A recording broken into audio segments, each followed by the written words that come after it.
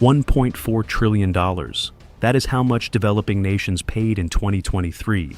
Not to build roads, not to open schools, not to save lives, just to service the interest on their foreign debt. Not the principal, not the actual loan, just the interest. That is more money than the entire GDP of most nations on Earth.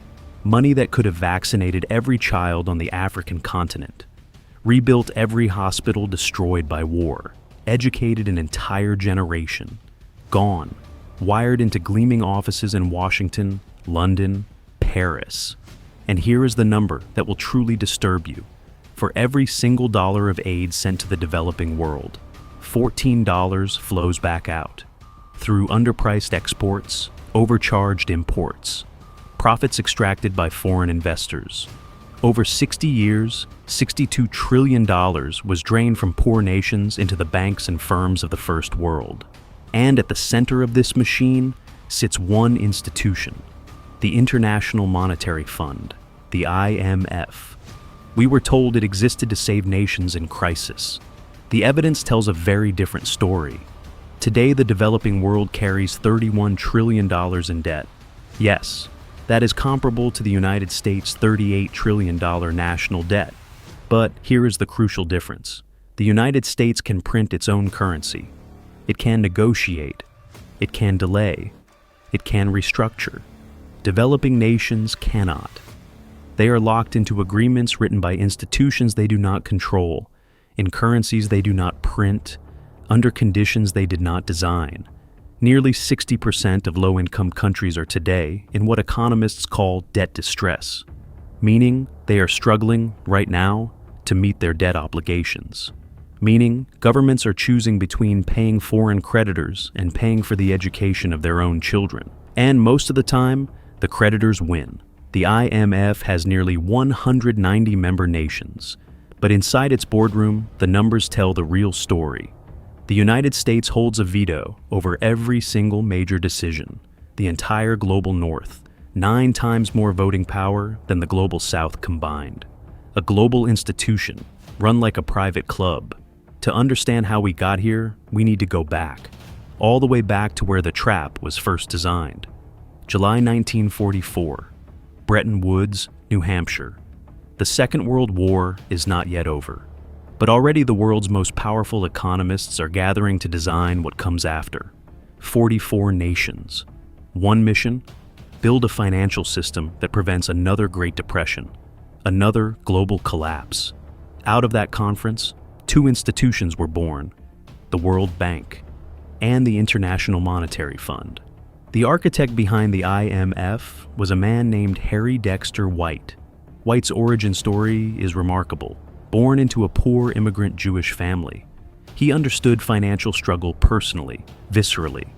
He didn't even enroll in college until he was 30 years old.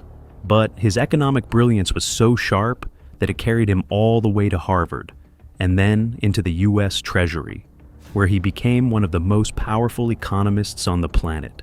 At Bretton Woods, Harry Dexter White held in his hands a blueprint that would shape the fates of nations for the next century. And in 1944, the blueprint was genuinely well-intentioned. The IMF was designed to act as a global safety net. When a country's currency collapsed, when imports overwhelmed exports, the IMF would step in with short-term loans, a financial lifeline, to stabilize the economy and buy time for recovery. Temporary, that was the key word, temporary. History has a brutal sense of irony because temporary, in the world of IMF debt, often stretches into decades. By the 1970s, the global economy had been torn apart. The Bretton Woods system, the very framework the IMF was built on, had collapsed. Oil prices exploded. Inflation raged. Global markets went into shock. Developing nations, still raw and fragile from centuries of colonial extraction, borrowed heavily just to stay afloat. By the 1980s, the debt had multiplied beyond control. A perfect crisis had formed. Policy failures at home, hostile economic shifts in industrialized nations, a liquidity problem that morphed into a full-blown debt catastrophe. From Eastern Europe to Latin America, the dominoes fell. The IMF stepped in, with promises of recovery, But the terms had changed entirely. The New Deals came with chains. They called them Structural Adjustment Programs, SAPs, reforms that promised stability, but delivered submission. Every borrowing nation received the same checklist: devalue your currency, cut public spending, privatize state enterprises, remove trade barriers, redesign your tax system. And here is what that checklist actually meant in practice. Jobs disappeared, local factories collapsed, unable to compete against the flood of imported goods that poured in once trade protections were stripped away. Exports rose, but only in raw materials, low-value goods. The profits rarely stayed in the country. Meanwhile, in cities where unemployment was rising and wages were falling, shop windows filled with imported luxuries that almost nobody could afford. A strange kind of prosperity, one that existed only in graphs. The real winners, a tiny circle of business elites, export brokers, and transnational corporations who arrived to buy up privatized assets at a fraction of their value. Eventually, the criticism of structural adjustment programs became impossible to ignore, so the IMF evolved. They did not abandon the logic, they simply rebranded it. They gave it a new, more technical-sounding name: conditionality, a sophisticated word for the same mechanism of control. At first, conditionality sounded reasonable, just guardrails to ensure loans were repaid and money wasn't wasted. But as years passed, the conditions grew harder, deeper, more invasive. Cut public spending, raise taxes, remove subsidies, privatize industries, reduce social programs, open markets to foreign investors. And here is the mechanism that made it inescapable. Loans were paid in installments, not as a lump sum. Each installment depended on meeting the previous round of targets. Miss one target, the next payment is frozen. And if the next payment is frozen, the entire economy is pushed to the edge of collapse. That is how you take control of a nation without a single soldier. With each cycle, governments found themselves reshaping their entire economic structure, not around the needs of their citizens, but around the demands of their lenders.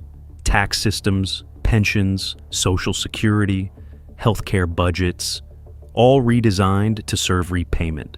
The poorest people in these economies paid the heaviest toll. Entire generations grew up under austerity, less educated, less healthy, less capable of building the very economies the IMF claimed it was saving. Let's look at the real numbers, not projections, not theories, real countries, real damage. Zambia. Between 2018 and 2021, Zambia's debt repayments jumped from 20% to 38% of the national budget. In the same period, healthcare funding dropped from 9.5% to 8%. Education fell from 17% in 2016 to just 12% in 2022. The more a government pays its creditors, the less it can invest in its own people, every single time. But Zambia's story runs deeper than spreadsheets. Zambia was once the third largest copper producer on the planet. Under IMF-backed restructuring, its copper mines were privatized and sold to foreign firms at a fraction of their real value. The promise was efficiency and investment. The reality was unemployment, vanished state revenue, and a government stripped of control over its own most valuable resource. Zambia ended up earning less from copper exports than Chile earned from a similar output, because most of the profit was flowing overseas. Argentina. In the 1990s, Argentina followed IMF guidance and privatized key industries. For a few years, money poured in. The economy looked stable on paper. Then came the crash. By 2001, banks froze accounts. The currency collapsed. Millions fell into poverty overnight. Under a fully IMF-approved program, Russia. When the Soviet Union fell, the IMF formula arrived with a new name: shock therapy. In 1992, Boris Yeltsin's Western-backed economists flipped the switch overnight. Prices freed, industries sold, government spending slashed. The goal was to build a free market, fast. The result was the most catastrophic economic collapse in modern peacetime history.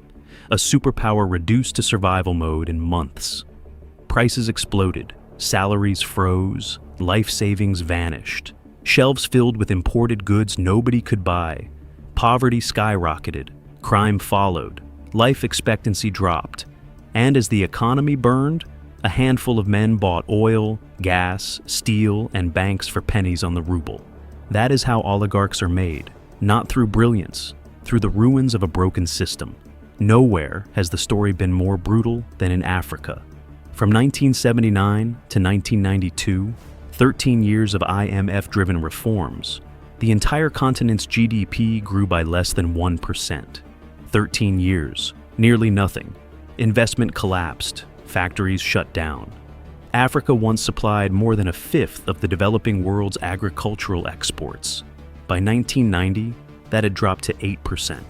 In manufacturing, the fall was even steeper, from nearly 8% to just above 1%. And today, in absolute numbers, there are nearly twice as many Africans living in poverty as there were when these reform programs began. Twice as many. After decades of structural reform, after decades of IMF oversight, and every year, $88.6 billion leaves Africa. That is nearly 4% of the entire continent's GDP, gone before it can build anything.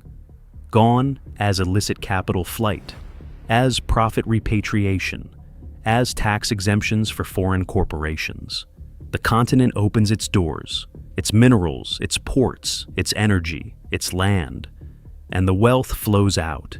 When revenues fall short, governments cut health first, then education, then social safety nets. Each cut meets the IMF checklist. Each cut leaves citizens paying the price. And for 65 years, 65 consecutive years, the IMF has always been led by someone from industrialized Europe, not once from Africa, not once from Latin America, not once from Asia. The institution that shapes the economic fate of the Global South has never been led by someone from the Global South. Look at the pattern long enough, and it becomes impossible to explain as coincidence. Countries break free from colonial rule. They inherit broken borders, hollowed economies, no capital, no infrastructure.